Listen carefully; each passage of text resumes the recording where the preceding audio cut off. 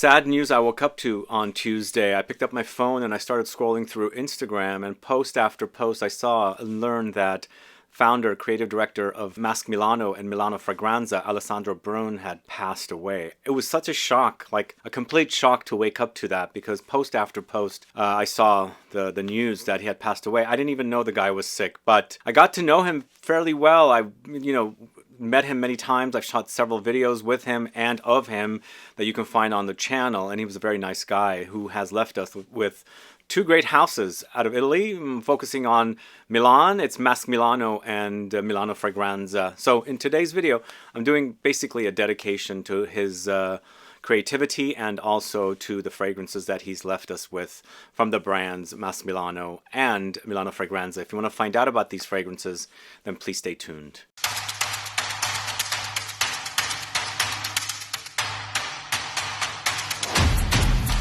Thanks so much for tuning in. It's Sebastian. Yes, sad news, shocking sad news that I woke up to, like I said, on Tuesday morning. Again, I didn't know he was sick. And I first met him, I think, in 2017. Shot a very interesting video with him and his brand partner at that time. I think it was only him in the video, though. It's been so long. But that was the first time I had met him. I've got that video on the channel. You can go ahead and search for it. But I got to know him throughout the years, and the brand that he had started. Two brands, actually. And during the pandemic, he started the brand Milano Fragranze. But most people know about his brand MASQUE Milano, this one right here. Those are the bottles for MASQUE Milano. Are you guys familiar with this house? Are you familiar with Alessandro Brun? Had you met him? I know he did a lot of traveling and meetups for his brands at different perfume shops. I'm sure if you are customers at certain perfumeries throughout the USA, you probably met him, or if you attended the shows in Milan and the rest of the world. But yeah, it was very shocking. And again, he was a very nice guy. Met him several times, shot several videos with him, and he'd go over his line and speak really great about the fragrances. So I wanted to highlight some of the fragrances from his two houses and just do a dedication video for his brands and him as well, since we have lost a great creative director in the world of niche perfumery. So MASQUE Milano was started first, and I got to learn about MASQUE Milano probably around 2015, maybe 2014, somewhere around there. And as I said, I met him and his partner of the brand at that time in 2017. And throughout the years, I enjoyed several of his fragrances like Tango, Russian Tea, Hemingway, and then we also have Lost Alice here that I'm going to talk to you about. So one of my favorites from the house, Tango, created by Cecile Zarokian.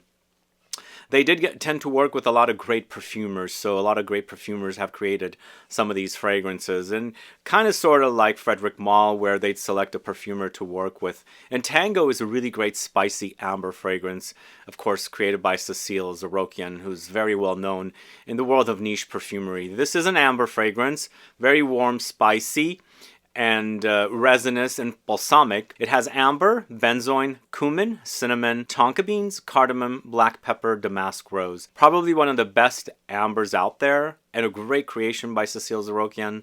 One of her best, I think, and for the house of MASQUE Milano. I like this one a lot because of the cumin note. I know some of you might not enjoy this particular note. I absolutely love it. And with all the warmth in here, the spices that are warm, the resins, and the ambery touches, that cumin really pops through and creates for a really, really great wear. The fragrances are typically as 30 mLs from this house, but they do have larger sizes. I only have 30 ml bottles. They are eau de parfum, but really great quality offerings from this house, and Tango is definitely one of the best from this house, and definitely one that you guys should get your nose on, especially if you love spicy, warm, spicy amber fragrances. So Tango, the one created by Cecile Zarokian. We've got one created by Julien Rasquinet called Russian Tea, this one right here.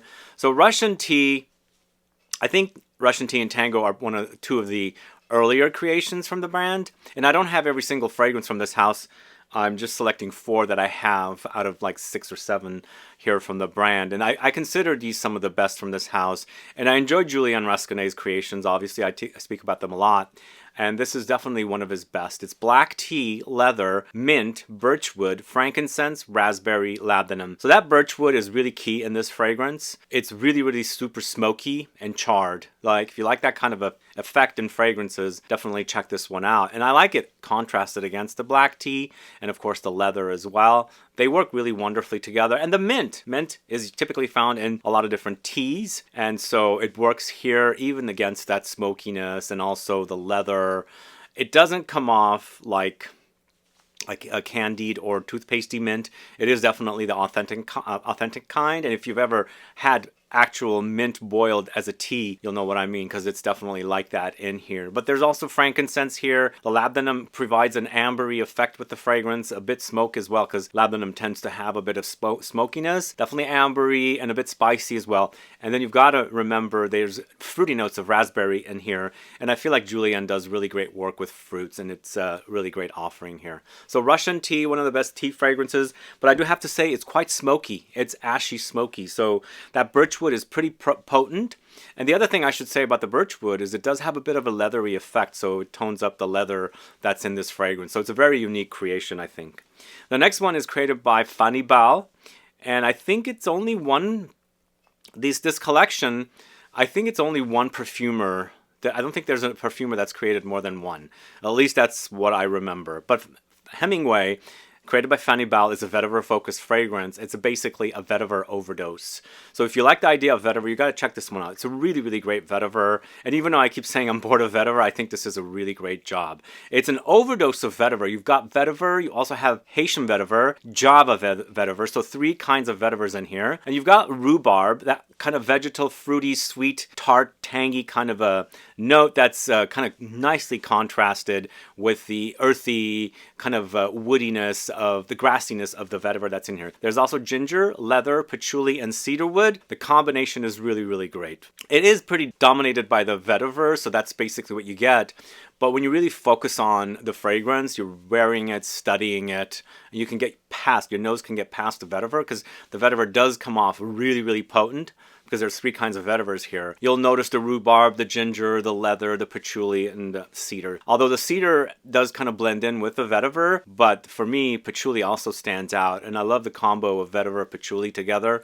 Works really great. So Hemingway is a really great offering from this house. If you guys don't know it, please do check it out. And the 4th fragrance I'm going to talk to you about from Masque Milano is Lost Alice, this one right here. Are you guys familiar with this one? This one's created by Mackenzie Reilly, and it's a milky, powdery, woody fragrance. Very interesting, very cozy. Milky lactonic fragrances tend to be very, very cozy.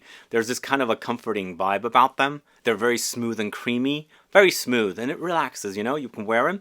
But this has a lot of powderiness, because there's a carrot note in here. Kind of acts a bit like iris. In fact, there's iris and carrot, so it kind of amplifies the powdery effect. That kind of vegetal-y bit of powdery effect.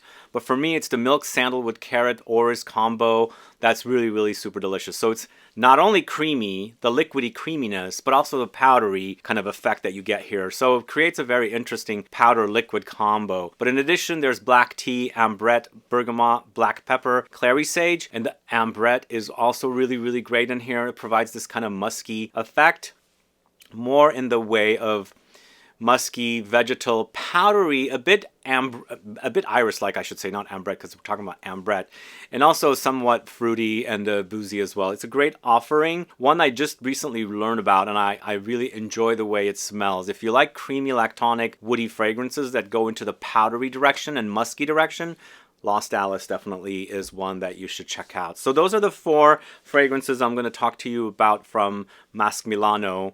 Again, very sad news that the creative director, the man behind the brands, Masque Milano and Milano Fragranze, has passed away. Did you guys hear about this a couple days ago? Again, I woke up to the news and very shocking. I was like caught off guard. Like I was ready for a very busy day, but it kind of caught me off guard, and I was very saddened because, as I said, I'd see him, Alessandro, every year. I'd go to the shows, and he'd be there with his brands, not only these 2, but he also had a few other brands that they worked with under one umbrella of brands. But let's go ahead and start with the Milano Fragranze. This house is more of a, I should say, less expensive house compared to Masque Milano. And I believe this house launched during the pandemic, at the height of the pandemic. Prices are around 150, I think, for 100 ml. Might be even a little less than that. So they're really, really reasonable niche offerings. And I'm going to start off with Panettone, this one right here. my favorite from the line. If you caught a video with the Joe from a year ago almost, we spoke about the whole entire collection and we ranked our favorites at the end of the video, and my favorite is Panettone. It's Mathilde Bijaoui, who's done fragrances for Italie Brut Orange, most recently Frustration, that kind of gourmand fragrance, and this is kind of sort of in that line, not quite, but kind of sort of. It's basically Panettone come alive, the Christmas bread nut cake, nut bread cake, fruitcake kind of a thing that is basically come alive in perfume form. There's bitter orange, vanilla, ginger, rum, everlasting flower or immortelle, mandarin, carrot seeds, davana, tagettes, vinyl guaiacol. It's a really great gourmand. If you like bready, doughy gourmands, definitely try Panettone. But of course, if you've ever eaten Panettone, you know all the different things that are in there. The booziness, the fruitiness, the nuttiness, they all come in here with this fragrance. So Panettone, a great offering left to us by founding member Alessandro Brun for Milano Fragranze. Okay, next up we've got Naviglio, this one right here. Naviglio is created by Michelle Mulhausen. In fact, we have Dominique Mulhausen in this video as well, two sister perfumers who have created fragrances for the house of Milano Fragranze. So this is a soapy fragrance, and it features notes of Marseille soap accord, neroli, petitgrain, bergamot, Calabria, vetiver, Haiti, aquatic notes, white musks, lavender, cedar. So they've got the right kind of notes in here to create for a very soapy fragrance experience. It has a Marseille soap accord, but they're throwing in neroli, they're throwing in petitgrain. These notes do come in to accentuate soapy effect in some fragrances. In fact, if you wear fragrances solely on neroli, petitgrain, and orange blossom, you'll smell how soapy they are. But we've thrown in aquatic notes, so there's a bit of a watery thing happening, like you're washing your hands with soap and water when you're wearing this fragrance. Very, very interesting. And also the white musks, the lavender do contribute to creating a very soapy fragrance. In fact, there's woody dry down in here as well with the vetiver and the cedar. This is a really, really awesome release. If you like soapy fragrances, because they give you that kind of clean effect, giving you subconsciously clean feeling, you've got to try Naviglio. I think it's really, really great. I like that one from that house. In fact, I've ranked that one pretty high if you catch my video of the house of Milano Fragranze. Next, it's Galleria. This one's a bit daring. This was created by Dominique Mulhausen.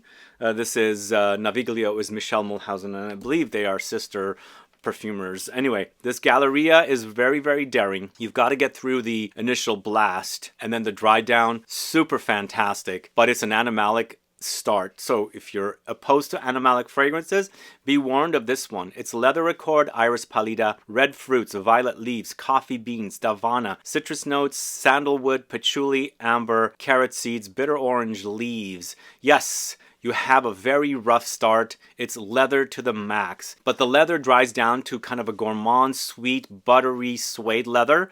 So you have like light funk there. The funkiness goes away because it is pretty funky when it's first start. You know, when you first spray this fragrance, it could be really, really off-putting. It's rough, really, really rough. But I mentioned in the video that I did for this house, and I said this is such a great dry down.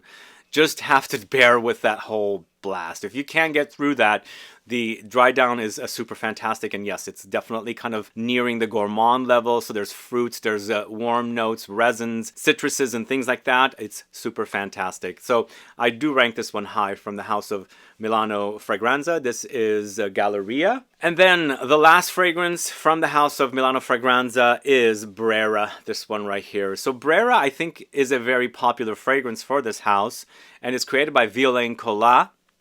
And it's a rose bomb, basically. And if I didn't mention, all of the fragrances of Milano Fragranze are fragrances inspired by various neighborhoods and areas of Milan, because the brand is from Milan. That's why Masque Milano is focusing on Milan. So obviously makes sense that Alessandro Brun created a second house focusing on the city that he used to live in. So again, this is a rose bomb featuring rose absolute, rose super essence, saffron, geranium bourbon, labdanum, patchouli, bergamot, chili pepper, vanilla, and jasmine. So get this, we mentioned rose absolute, we mentioned rose super essence, saffron, geranium bourbon. All of these really work wonderfully together to accentuate the rose, plus the saffron contributes to creating a leatheriness, a metallic edge to the fragrance. So I see that coming up a lot in fragrances that feature rose, and it also throws in a bit of a Middle Eastern curve here as well. But the fragrance dries down to amber, labdanum, smoky, woody, earthy, and spicy as well. And you know, you've got the vanillic touches and floral notes along the way. So if you're a lover of floral fragrances, you definitely must get your nose on Brera. Really great fragrances, and these four are definitely some of my favorites from this house.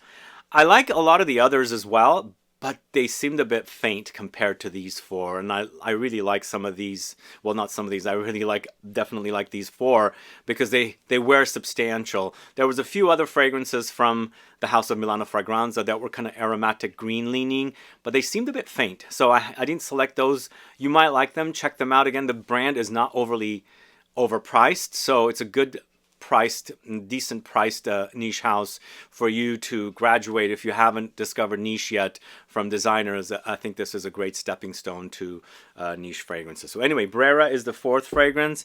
And again, thanks so much for tuning in here. I'm so saddened by the news of the passing of Alessandro Brun. It was really, really shocking to me, as I said, waking up to that news. Just totally caught me off guard. And so I wanted to put together a quick video dedicating the brand and everything that he's left us for us to, you know, access and smell great wearing the fragrances from. Let me know your thoughts on these fragrances. Let me know your thoughts on these two brands, and then also your thoughts on the passing of Alessandro Brun. Did you ever meet him? Did you see him on his tours he did throughout the world, mostly in the USA, I think, where he'd visit perfume shops and make an appearance and do a meet and greet kind of a thing? Let me know. Put a comment down below so I can find out. But thanks so much for watching today's video. If you have any questions or comments, please list below. Please like this video. Please share it. Follow me on Instagram and Facebook, and I'll be back with more videos very soon. Have a good one. Goodbye.